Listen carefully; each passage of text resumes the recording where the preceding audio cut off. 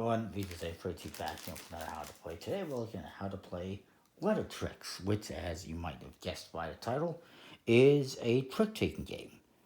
But it uses letters. By the way, it has a really nice back design, in my opinion. And it's the good quality linen finish. It's 3 to 5 players, ages 13 and up. And it is by Chris Ray and art by Megan Russell. There's also, as I mentioned, there's a co-op variant and just a competitive variant. We'll just be looking at the competitive side of things today. Just because this is a game that was that I got from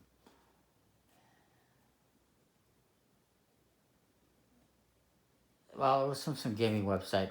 I don't remember if it was what it was called. I'll put it in the description if I don't forget where you can get this. I will do that, obviously. But it's a game that is printed on demand, basically. So what you get is a deck of cards that has letters on it, as you might have guessed. Oops.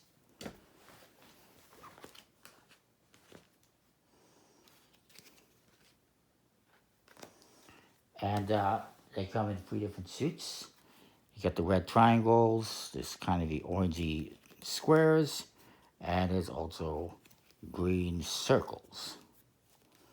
Which, the triangle, the square, and the circle is there for the purposes of color blindness, which is thumbs up.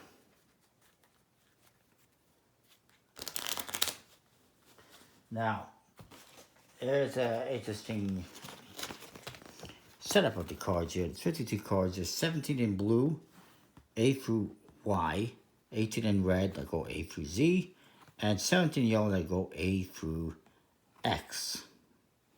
And there's no V in the yellow, no X in the blue, and there's no X in the red. So, and no V in the red either. So it's an interesting layout. Now, you might be wondering how you play this game when there's no numbers. You play it basically alphabetically. The lower cards, the first letters in the alphabet, A, B, C's, are the lowest cards, your X, Y, Z's. The last cards in the alphabet are the high cards. And you use that information to play the game and win tricks.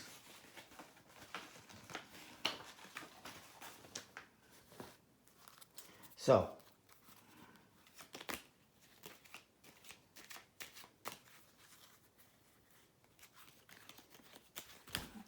oh crap. I just lost 2 cards. Fun. Oh. I apologize about that.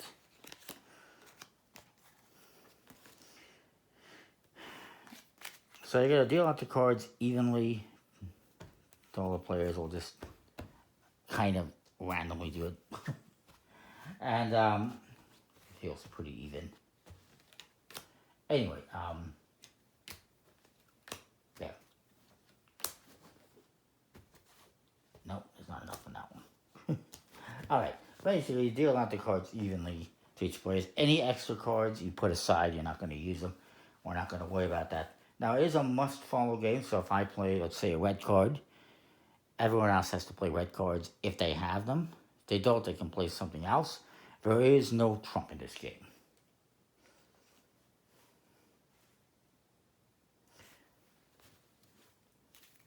So let's say I play this red M. My opponent here has to play a red card. If they have one, they do. Let's say they play the O. And then this person's going to go and they're going to play, let's say they play a Q. And it's actually a QU. It could be used as a Q or a QU when you're spelling words, because there is a spelling component later on, a word component. And this one is actually times 2 points. All the ones like Q and Z and whatnot that are rarer are double the value, basically. So anyways, this person played the highest valued card. They win the trick, just like any trick-taking game. If you're familiar with trick-taking games, you can play this one relatively easily.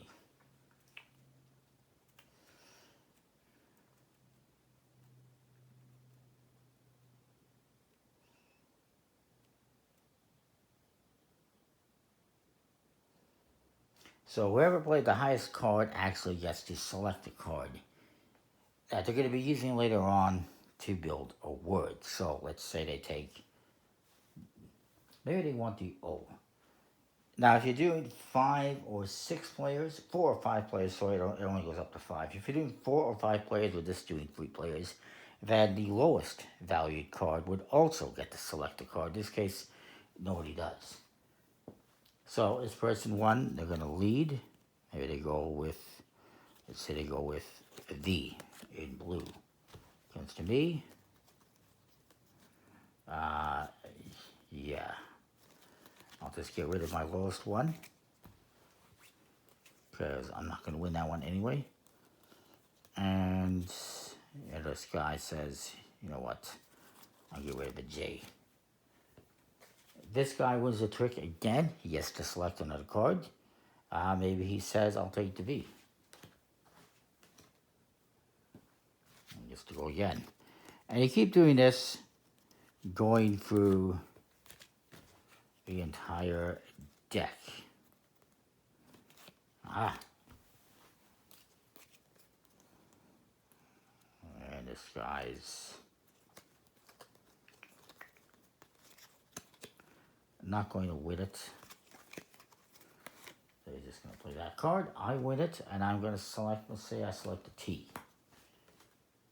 And you keep doing this, going around until you've gone through your entire hand.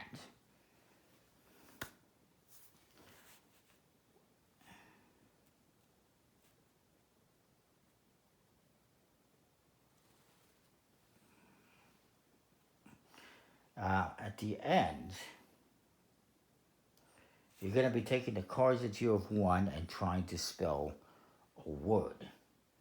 Now, words, you can do plurals if you want. Dictionary will govern whether it's a word or not, obviously. But you don't need to resort to a dictionary. If everyone agrees that it's a word, then it's a word.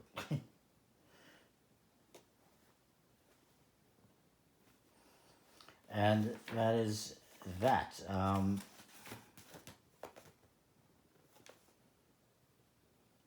Say, you take all the cards, try to spell a word. You can use each card that you use to spell out a word is worth 1 point.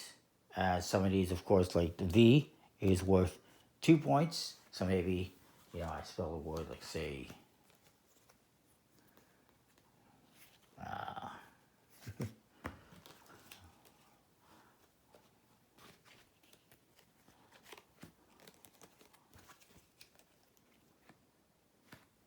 let's say I spell, if I'm able to spell, if I'm spelling correctly as well, vitality. Vitality. I think I'm spelling that correctly. Maybe I said just spelled vocabulary. I could have spelled that correctly. But you spell out your word, and you get a point for each card. 3, 4, 5, 6, 7. This one's 2, so 8 points. And you're going to write down the scores, and you can go through a few rounds if you want. But whoever has the most points wins. And they're going to be playing the hands equal to the number of players. So if it's 2 players, you play 2 hands. 4 players, you play 4 hands. And actually, technically, we were doing 3 players. Sorry, there's no 2 players. 3 to 5 players. So 3 players, we would do 3 hands. 5 players, you do 5 hands. So forth. Pretty straightforward. It's a trick-taking game with a little added thing where you will be trying to spell a word, or will be spelling words at the end of the game to score points. Most points will win. That is LetterTricks. I think it's pretty cool. Good quality cards, nice back design. I think it's nice. I like it. Comment, like, subscribe. Let me know what you think. Do you like this trick-taking game? I think it's pretty cool. We'll see you next time. Thanks for watching.